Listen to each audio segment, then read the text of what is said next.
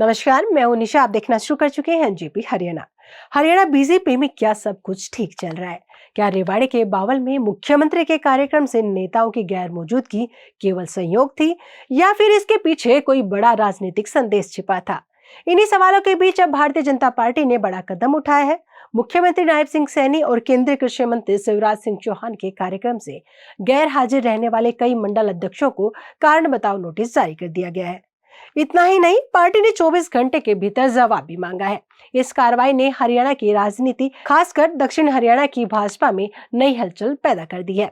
आइए जानते हैं पूरा मामला क्या है। दरअसल 30 जून को रेवाड़ी जिले के बावल कृषि कॉलेज में खेत बचाओ अभियान के समापन समारोह का आयोजन किया गया था। इस कार्यक्रम में मुख्यमंत्री नायब सिंह सैनी और केंद्रीय कृषि मंत्री शिवराज सिंह चौहान मुख्य अतिथि के रूप में पहुंचे थे।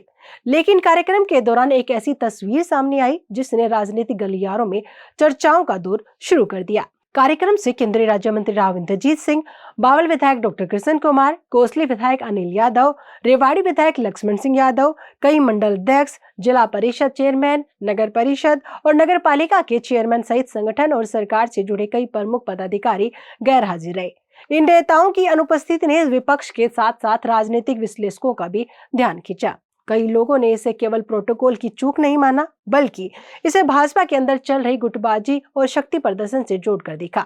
कुछ राजनीतिक चर्चाओं में यह भी कहा गया कि केंद्रीय मंत्रिमंडल में संभावित फेरबदल से पहले यह एक तरह की प्रेशर पॉलिटिक्स हो सकती है।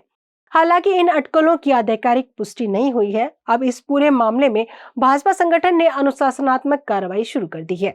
1 जुलाई को जिला महामंत्री की ओर से कई मंडल अध्यक्षों को कारण बताओ नोटिस जारी किए गए। नोटिस में कहा गया कि मुख्यमंत्री और केंद्रीय मंत्री जैसे वरिष्ठ नेताओं के महत्वपूर्ण कार्यक्रम से बिना पूर्व सूचना और बिना अनुमति अनुपस्थित रहना संगठन के अनुशासन और जिम्मेदारी के अनुरूप नहीं है। पार्टी ने नोटिस में स्पष्ट निर्देश दिया कि नोटिस मिलने के 1 दिन के भीतर लिखित जवाब दिया जाए। साथ ही चेतावनी भी दी गई कि यदि निर्धारित समय में जवाब नहीं मिला या जवाब संतोषजनक नहीं पाया गया तो आगे अनुशासनात्मक कार्रवाई पर विचार किया जाएगा। सूत्रों के अनुसार पार्टी ने सभी गैर हाजिर पदाधिकारियों पर एक जैसी कार्रवाई नहीं की। बताया जा रहा है कि कुछ ऐसे पदाधिकारियों को नोटिस नहीं भेजा गया जो लंबे समय से संगठन के महत्वपूर्ण कार्यों में सक्रिय भूमिका निभा रहे हैं। यही बात अब पार्टी के अंदर भी चर्चा का विषय बनी हुई है।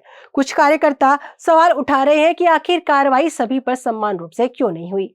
मुख्यमंत्री के कार्यक्रम में शामिल न होने वाले बावल विधायक डॉक्टर कृष्ण कुमार अगले ही दिन मुख्यमंत्री के ऑनलाइन उद्घाटन कार्यक्रम में शामिल हुए।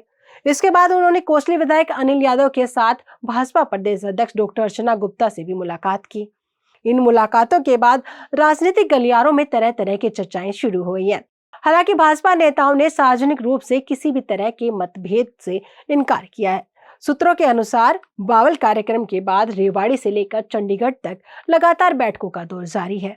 बताया जा रहा है कि पार्टी नेतृत्व पूरी घटना की समीक्षा कर रहा है। कई वरिष्ठ नेता और संगठन से जुड़े अधिकारी पिछले कुछ दिनों से रेवाड़ी पहुंच चुके हैं और स्थानीय नेताओं से फीडबैक भी लिया गया है।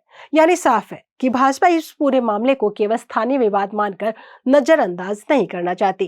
राजनीतिक जानकारों का मानना है कि दक्षिण हरियाणा भाजपा के लिए हमेशा से महत्वपूर्ण क्षेत्र रहा है। ऐसे में मुख्यमंत्री के कार्यक्रम में बड़ी संख्या में नेताओं की गैर मौजूदगी ने संगठन के भीतर अनुशासन और आपसी समन्वय को लेकर सवाल खड़े किए हैं। हालांकि भाजपा इसे संगठनात्मक अनुशासन का मामला बता रही है, लेकिन विपक्ष इसे भाजपा की अंदरूनी खींचातान और गुटबाजी का संकेत बता रहा है। अब सबसे बड़ा सवाल यही है, क्या पार्टी केवल नोटिस तक सीमित रहेगी या फिर आगे कोई बड़ी अनुशासनात्मक कार्रवाई भी देखने को मिलेगी। फिलहाल भाजपा ने अपना संदेश साफ कर दिया है कि संगठन में अनुशासन सर्वोपरि है, लेकिन यह मामला केवल नोटिस तक सीमित रहता है या आने वाले दिनों में दक्षिण हरियाणा की राजनीति में कोई बड़ा बदलाव देखने को मिलता है, इस पर सभी की नजरें टिकी हुई हैं। रेवाड़ी से शुरू हुआ यह विवाद अब चंडीगढ़ तक पहुंच चुका है और आने वाले दिनों में इसके राजनीतिक असर और भी स्पष्ट हो सकते हैं। फिलहाल इस खबर में इतना ही। अगर आपको हमारी ये रिपोर्ट पसंद आई हो तो वीडियो को लाइक करें, शेयर करें और एनजेपी हरियाणा को सब्सक्राइब करना न भूलें। मैं हूं निशा, मिलते हैं अगली खबर के साथ। धन्यवाद।